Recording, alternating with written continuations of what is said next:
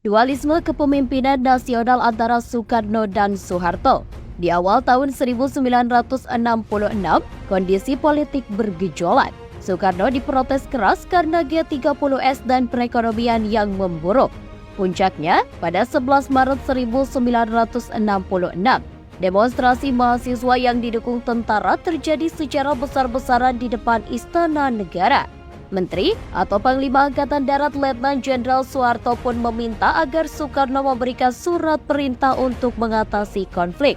Maka, pada 11 Maret 1996 sore di Istana Bogor, Soekarno menandatangani surat perintah untuk mengatasi keadaan. Surat itu kemudian dikenal sebagai Super Semar. Setelah mengantongi Super Semar, Soeharto membubarkan PKI beserta ormasnya dan menyatakan sebagai partai terlarang. Selain itu, 15 Menteri Soekarno yang diduga terlibat atau mendukung G30S ditangkap. Saat itu, Soekarno yang diasingkan tak bisa berbuat banyak, sementara Soeharto mendapat kekuasaan yang semakin besar. Dualisme kepemimpinan pun memunculkan polarisasi. Ada yang setuju dengan Soeharto untuk membubarkan, namun ada juga yang masih setia kepada Soekarno. Memasuki pertengahan 1966, masalah dualisme kepemimpinan nasional semakin terasa. Soekarno tidak lagi bisa mencabut Super Semar ketika MPRS memutuskannya sebagai TAP MPRS pada 21 Juni 1966. Saat itulah MPRS mencabut Soekarno sebagai presiden seumur hidup sekaligus memberi kewenangan Soeharto sebagai pengemban Super Semar untuk membentuk kabinet pada 5 Juli 1966.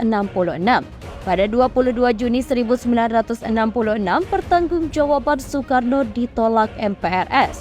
Soekarno dianggap mengecewakan karena bersikeras tidak mau membubarkan PKI.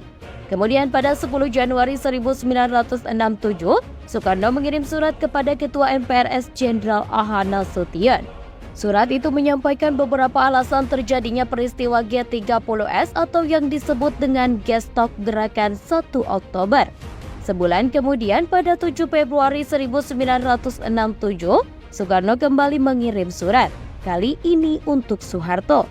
Dalam surat itu, Soekarno menyatakan akan menyerahkan pemerintah kepada Soeharto. Penyerahan kekuasaan itu terjadi pada 22 Februari 1967. Soekarno menyampaikan kepada menteri-menteri di Istana Merdeka, malam harinya Menteri Penerangan BM dia membacakan pengumuman Soekarno. Tak lama kemudian MPRS mencabut kekuasaan Presiden Soekarno dan menetapkan Soeharto sebagai pejabat presiden.